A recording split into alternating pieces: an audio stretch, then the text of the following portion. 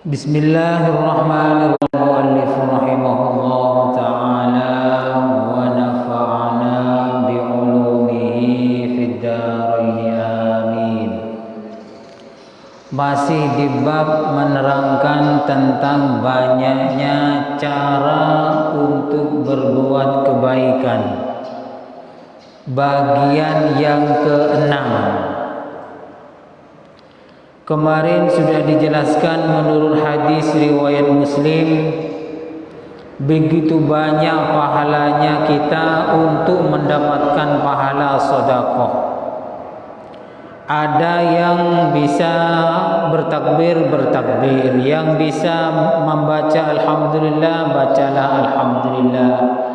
Tahlilan, tasbih, istighfar, membuang gangguan di jalan, batu, ranca, tangkai dan lain sebagainya. Semua itu bernilai sedekah. Ini kayaknya orang yang ahli rukuman tahlilan ini pahalanya luar biasa ini. Makanya sering-seringlah ikut tahlilan, karena dengan tahlilan itu di dalamnya ada bacaan takbir, hamdalah, tahlil, tasbih, istighfar dan lain sebagainya. Memang ulama-ulama NU itu sangat kreatif untuk membuat para jamaahnya itu bisa mengumpulkan pahala sebanyak-banyaknya. Kalau ada yang mengatakan tahlilan itu bid'ah, ini itu, tidak usah didengarkan, ikuti saja. Ini dasarnya riwayat Muslim, hadisnya sahih. Apalagi ditambahi dengan ada pilihan lain, mengajak kebaikan, menolak kemungkaran. Semuanya itu katanya Nabi bisa menjauhkan dari api neraka. Insya Allah kalau sering-sering tahlil, kita ini jauh dari api neraka. Enak kan? Enak. Insya Allah masuk surga semua kalau lihat hadis ini. Kemudian hadis as-sabi'. Ini perhatikan baik-baik ya, terutama yang sering ke masjid dan yang tidak pernah ke masjid. Nah, ini hadisnya dua, hadisnya satu. Yang sering ke masjid dan yang tidak pernah ke masjid, perhatikan baik-baik. Ini sangat baik untuk dipahami dan dilaksanakan. As-sabi'. Jadi kebaikan itu banyak caranya. Ini hadis yang ke-7 anhu dari Abu Hurairah radhiyallahu anhu. Anin Nabi sallallahu alaihi wasallam qala man ghada ila al-masjid aw raha a'addallahu lahu fil jannah nuzulan kullama ghada aw raha, muttafaqun alaih. Kata Nabi, bagi yang jarang ke masjid dan yang sering ke masjid ini, barang siapa yang pagi-pagi datang ke masjid, bolehlah waktu subuh ya, auroha atau sore, mungkin salat asar, adallahu lahu fil jannah nuzulan kullama ghada auroha. Allah akan menyediakan suguhan khusus nanti di surga untuknya, di mana dia datang pagi atau sore. Jadi kita umpama sehari semalam datang ke masjid 2 kali, maka Allah Ta'ala akan memberikan suguhan istimewa nanti di surga. Jadi dijamu, dihormati oleh Allah Ta'ala. Sedangkan kita umpama ini 5 kali dalam sehari, sholat 5 waktu, ya 5 kali juga Allah Ta'ala memberikan suguhan. Yang sudah sering ke masjid, bersyukurlah kepada Allah.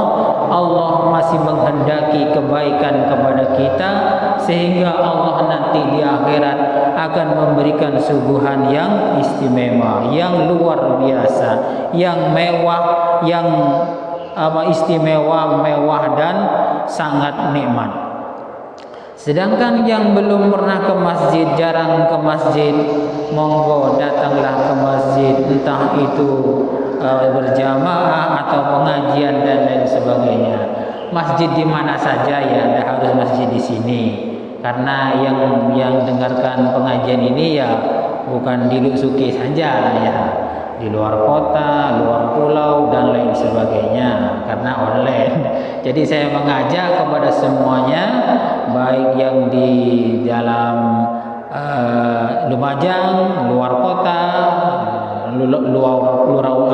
luar pulau atau di luar negara, saya mengajak untuk sering-sering ke masjid, berjamaah di masjid, karena di sini suguhannya luar biasa dari Allah Ta'ala. Logikanya begini ya, kita datang ke presiden, ke istana ya, pasti kalau datang ke sana disuguhi makanan, dan makanannya di istana tidak mungkin hanya cukup gereng, air ikan asin, tidak mungkin ya. Tidak mungkin ada tamu kemudian ikannya hanya satu-satunya di istana itu adalah ikan asin umpamanya. Sudah ikan asin tinggal kepalanya saja, tidak mungkin ya. Logikanya kalau datang ke presiden, ke istana, mesti disuguhi makanan yang istimewa. Ini di atasnya presiden ini ya, di atasnya presiden, jauh di atasnya presiden. Pasti Pak lebih mewah, lebih luar biasa. Jadi yang sudah ini ya Pak, sering ke masjid, yang istiqomah ke masjid, alhamdulillah, bersyukur kepada Allah. Ini semua karena mendapatkan hidayah dari Allah Subhanahu wa Ta'ala. Jangan ngaku-ngaku ya, oh saya ke masjid karena saya begini. Jangan ya, jangan. Itu namanya kurang ajar kepada Allah Ta'ala. Seandainya ada petunjuk hidayah dari Allah, ya kita tidak mungkin datang ke masjid. Tidak ada kesenangan atau keinginan untuk datang ke masjid, karena datang ke masjid ini perlu hidayah dari Allah Ta'ala. Kalau belum dapat hidayah, siapapun juga tidak akan pernah ke masjid. Jadi bersyukurlah kepada Allah karena kita sudah istiqomah datang ke masjid. Kalau sudah dapat hidayah, insya Allah mudah melangkahkan kaki kita untuk datang ke masjid. Ini istimewa. Ini kalau 5 waktu, wah 5 kali berarti. Kalau 2 kali ya 2 kali. Hadis yang ke-8 At-Thamin yang ke-8 anhu dari Abu Hurairah radhiyallahu anhu. Ini perhatikan baik-baik, terutama ibu-ibu ini, terutama ibu-ibu. Qala Rasulullah sallallahu alaihi wasallam, ya nisa'al muslimat, wahai wanita-wanita muslimat, golongannya muslimat fatayat, la tahqiranna jaratun li jaratiha walau firsana syatin. Kata Nabi, wahai para wanita-wanita muslimah, jangan hina kalian, jangan pernah menghina kalian kepada tetangganya. Tidak boleh menghina tetangga. Biasanya mungkin ini Rasulullah mendengar atau tahu bahwa kebanyakan antar tetangga itu saling menghina adalah dari kaum wanita. Tidak boleh menghina walau firsana syatin, walau hanya bekasnya kaki kambing. Walau menghinanya seperti seharga bekasnya kaki kambing. Artinya apa? Sekecil apapun tetangga ke tetangga tidak boleh saling menghina. Apa menghina bajunya, apa menghina rambutnya karena uban semua, atau menghina barang yang lain. Tidak boleh ya. Begini lagi ya, orang yang suka menghina orang lain, dia sebenarnya tidak tahu malu. Siapapun saja yang suka menghina orang lain, dia adalah orang yang tidak tahu malu. Karena apa? Karena orang baik tidak mungkin menghina orang lain, tidak mungkin. Kalau ada orang baik katanya orang, tapi masih mudah menghina orang lain, berarti dia bukan baik, pura-pura baik, pura-pura baik, kusmufakus. Jadi kalau masih mulut kita ini mengeluarkan kata-kata hinaan, atau umpama bukan mulut tapi mata atau bibir atau wajah nampaknya itu menghina, nah gitu ya, nah itu kecil itu memang. Padahal di sini oleh Rasulullah tidak boleh, begitu. Itu bagian dari hati yang kotor. Siapapun saja yang melakukan seperti ini, walaupun saya sendiri juga bukan orang baik. Dia kan sudah sorbanan, umpamanya jubahan,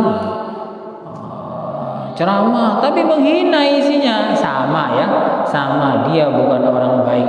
Saya katakan dia bukan orang baik. Orang baik walaupun tidak sorbanan, tidak jubahan, tapi kata-katanya itu dijaga, tidak membuat orang lain perasaan tersinggung, dialah orang yang baik. Biasanya kalau sudah tidak cocok, apalagi beda pilihan, beda keinginan, biasanya menghina. Nah ini kita sudah tampak bahwa kita bukan orang baik. Orang baik itu mustahil menghina orang lain, mustahil. Kalau menghina berarti bukan orang baik. Sama dengan orang pintar itu pasti berbuat baik, pasti orang pintar berbuat baik. Kalau ada orang pintar tidak berbuat baik, tahu dosa tapi dilakukan, berarti tidak pintar, pura-pura pintar atau sok pintar. Makanya tidak usah banyak menghina ya, tidak usah banyak menghina, kurangi menghina orang lain. Apapun orang lain, apa itu lebih rendah ekonominya, derajatnya, tidak usah dihina. Sama-sama tidak tahu ya, sama-sama tidak tahu. Kita ini yang cocok atau diridhoi oleh Allah itu siapa, sama-sama tidak tahu. Apalagi yang dihina itu adalah orang yang berbuat baik, contoh berdakwah dihina, wah luar biasa ini. Ini bukan orang baik lagi yang menghina ini, bukan orang yang jelek lagi, sangat jelek. Orang berbuat baik, ngajak-ngajak berdakwah, mengajak kebaikan, dihina, dicaci, dibenci, wah, yang menghina ini sudah mempunyai penyakit hasud yang akut, atau di penyakit sara lah, penyakit iri dengkinya itu sudah parah. Mudah-mudahan kita dijauhkan dari semua yang tidak baik ini. Hadis yang atas yang ke-9 anhu dari Abu Hurairah juga anin Nabi sallallahu alaihi wasallam qala al-imanu bid'un wa sab'una aw bid'un wa sittuna syu'batan. Kata Nabi, iman itu ada banyak cabangnya, 70 lebih, ada atau 60 lebih. 60 lebih, 70 lebih cabangnya iman itu apa saja? Begini, dalam syarahnya itu dijelaskan, ada iman itu iman kepada Allah melalui Rasulnya, iman kepada Allah dengan kitab-kitabnya, iman kepada Allah tentang hari kiamat, dan lain sebagainya. Ada juga iman yang berhubungan dengan hati, menghilangkan hati, penyakit hati, riya, ujub, ingin didengar, sum'ah karena suaranya enak, itu bagian dari iman yang berhubungan dengan hati. Ada juga iman yang berhubungan dengan jabatan kita. Semuanya itu kata Rasulullah ada sebanyak 70 atau 60 lebih.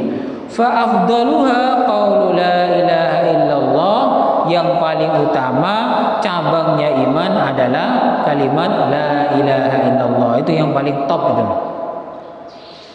Karena ini berhubungan dengan akidah. Wa adnaha imatatul adza 'anit thariq, sedangkan iman yang paling rendah adalah membuang gangguan yang ada di tengah jalan. Itu iman yang paling rendah. Tapi walaupun rendah, tidak boleh diremehkan, karena bisa jadi itu bisa mendatangkan ridhonya Allah Subhanahu wa taala. Wal haya'u syu'batun minal iman, sedangkan malu bagian dari iman. Hadis muttafaqun alaih. Malu seperti apa yang bagian dari iman ini? Malu untuk melakukan maksiat itu bagian dari iman. Kalau malu untuk tampil berdakwah itu bukan bagian dari iman, bukan, itu bagian dari godaan setan. Jadi malu yang sebagian dari iman itu adalah malu untuk melakukan kemaksiatan, malu menghina orang. Karena apa? Karena diri saya sendiri bukan orang baik. Malu untuk melakukan kejahatan. Karena apa? Karena dilihat oleh Allah Ta'ala. Tapi kalau malu tampil ke depan dalam kebaikan, itu malu yang datangnya dari setan. Jadi yang maksud di sini adalah malu yang untuk melakukan kemaksiatan, itulah yang sebagian atau bagian dari iman. Kita semua ini tinggal ngukur, wis. Kita ini malu apa? Ayo ke sana, enggak. Malu kenapa? Mikir-mikir. Malu lah. Saya itu bisa ke sana orang kecil umpamanya. Padahal diajak untuk kebaikan. Diajak kebaikan ke mana? Malu. Kenapa? Ada ini mantan besan. Nah, itu bukan malu minal iman, itu bukan termasuk dari bagian iman. Karena takut di sana umpamanya mantan besan. Malu kenapa? Ada calon tunangan di sana, saya dulu ditolak. Itu bukan malu sebagian dari iman, tapi malu biasa itu. Saya penting tak malu-maluin ya, nodus-nodusin. Nodus apa tak nodus-nodusin. Hadis muttafaqun alaih. Cukup sekian dulu, kurang lebihnya saya mohon maaf. Mudah-mudahan bermanfaat. Wallahu a'lam bishawab. Al-Fatihah.